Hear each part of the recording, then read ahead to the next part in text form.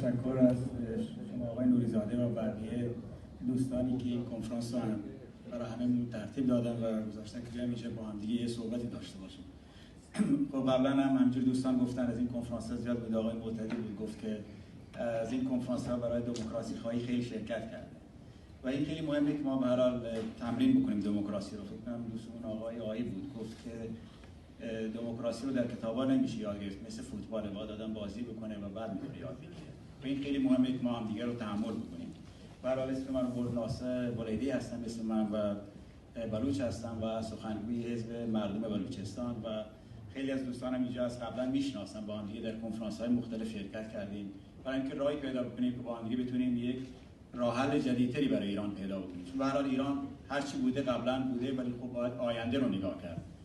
گذشته رو نمیشه درست کرد، آینده رو فقط میتوان درست کرد و اون یک ما باید به فکر اون باشیم.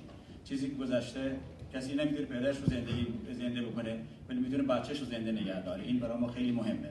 اینو باید نگاه بکنیم و به این شکل باید فکر بکنیم، وگرنه خب دچار همون مشکلاتی قبلا بودیم میشیم. به نظر من خب بعضی اوقات این مسئله احساس خیلی مهمه، ولی خب احساسات وقتی چیزایی هستن که آدم باید برای خودش نگه داره. این خیلی مهمه که اینا رو بتونه کنترل بکنه، چون برای سیاست یک مسئله خیلی پیچیده هستش. سیاست یک موضوعی هستش که یک بخش بزرگی از جامعه رو در نظر میگیره. ما همه فکر می‌کنیم که ما یک حزب سیاسی داریم یا یک تعلق فکری داریم، بر اساس اون فکر باید این دنیا رو سازماندهی بکنیم. ولی خب زمانی میتونیم این کار رو انجام بدیم که با حفظ این اختلافاتی که با هم داریم بتونیم با هم دیگه کار بکنیم. دموکراسی بر همین اساسه، بخصوص لیبرال دموکراسی وقتی صحبتش می‌کنیم اینه که آدم با همه اختلاف نظرهایی داره، با همه احساسایی که داره، با هر چیزی که خودش فکر می‌کنه که خیلی مهمه، باید بدونه که برای کسای دیگه چیزای دیگه مهم هستن. انسان‌ها معمولا دنبال چیزی میرن که ندارن.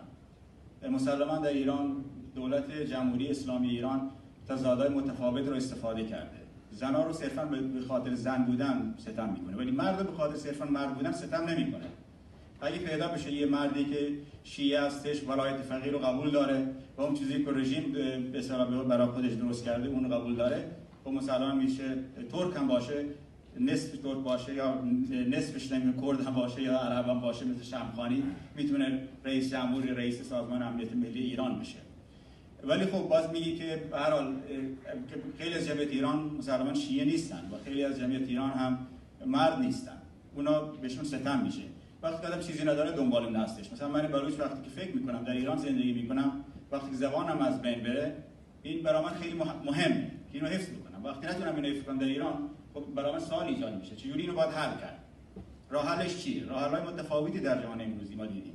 همونطوری که اینجا آقای نوری‌زاده گفتن، مثلا سوئیس یکی از پیشرفته‌ترین و بهترین کشورها هستش. من خودم هم اونجا رفتم مطالعه کردم فدرالیسم سوئیس رو. بعد از طرف دانشگاه اونجا مثلا به عنوان مهمان اونا بودم، ببینم فدرالیسم سوئیس چجوری کار میکنه. و به نظر من سوئیس یه جامعه‌ای هستش که باید گفت که یکی از دستاوردهای خارق‌العاده انسانیته. جامعه‌ای که هر کسی احساس امنیت میکنه. جامعه‌ای هستش که مردم اگه هر چی درست بکنن، سیستم سیاسی مناسبشون درست کردن. در سوئیس هم جنگ بوده بین کاتولیکا و پروتستان‌ها. واقعیتش اینه که پروتستان‌ها جنگو بردن. ولی میگن آقای چرچیل گفته که مگنیمیتی این ویکتوری، یعنی در پیروزی آدم باید بزرگوار باشه. اونا بزرگواری نشون دادن و بقیه مردم سوئیس گفتن خب ما بردیم خیلی خوب، ولی حالا همه زبان‌ها باید برابر باشه، همه مذاهب باید برابر باشه، چون ما می‌خوایم یه جامعه درستی درست بکنیم و در این کارشون هم موفق شدن. نمونه ایران خیلی اگه می‌خوان ایران رو با فرانسه مقایسه بکنن یا با بلژیک، حالا بلژیک هم یک کشور فدرالی شده و یک کشور دیگه مقایسه بکنن، می‌ذارن در اشتباه هستن. ایران یک کشوری مثل هنده، جامعه همیشه جامعه غیر متمرکزی بوده، به جز یک مدت کوتاهی که همکنون ما اینو دیدیم. ایران همیشه جامعه غیر متمرکزی بوده و باید این پلورالیسم ایران رو باید این رو احترام گذاشت و بر اساس این کار کرد و یک کشور مناسبی برای هممون بتونیم اونجا زندگی بکنیم درست کرد و بتونیم همه احساس بکنیم. چون وقتی قانون اساسی رو می‌نویسه آدم، قانون اساسی بر اساس حزب سیاسی نیست، بر اساس ایدئولوژی نیست. اون ایدئولوژی چه کمونیسم باشه که نشون داد در شوروی چیکار کرد و اون اگه اسلام سیاسی باشه در ایران دیدیم چیکار کرد. قانون اساسی باید 100% مردم رو در نظر بگیره. اون زن باشه، گروه زبانی باشه، گروه مذهبی متفاوتی باشه و یا کسی باشه که لایق و غیر به اصطلاح مذهبی هستش، همه رو آزادی اندیشه بیان، همه انسان‌ها رو باید در یک محیطی قرار بده که از اینجا بتونن بالا برن. و این موضوعی هستش که برای مثلا ما که برای چیزی که نداریم استفاده از زبان مادری با همه میدونن، مثلا در همین نوشتن همین قانون اساسی یک کسی اونجا اعتراض کرد و توی مجلس همین مسئله رو مطرح کرد. مولوی عبدالعزیز بود، یکی از رهبران بلوچستان، رهبر مذهبی بلوچستان اون زمان بود. اون گفت که شما میگین زبان‌ها همه آزادن. خب این منظورتون اینه که دانشگاه هم بلوچی تدریس میشه؟ دانشگاه یعنی نه اینکه تدریس میشه، بلکه زبان دانشگاه به زبان بلوچی باشه. و اشتی اونجا میگه آره. اونم ساکت میشه. ولی امروز می‌بینیم اینجوری نیست. این مسئله هستش که تا امروز برای بلوچ مطرح هستش. این واقعیت ما آدم چیزی رو نداره میخواد و امیدواریم که ما همین احساس رو بکنیم که زن ایرانی وقتی اون چیزی رو نداره مرد از او بهش دفاع بکنه. فارس ایرانی وقتی من بلوچ زبان رو نمیتونم در ایران تدریس بخونم و زبانمو یاد بگیرم از من حمایت بکنه، اون موقع ما جامعه دموکراتیک و لیبرالی و یک جامعه بر اساس خواست اکثریت مردم درست می‌کنیم. با تشکر.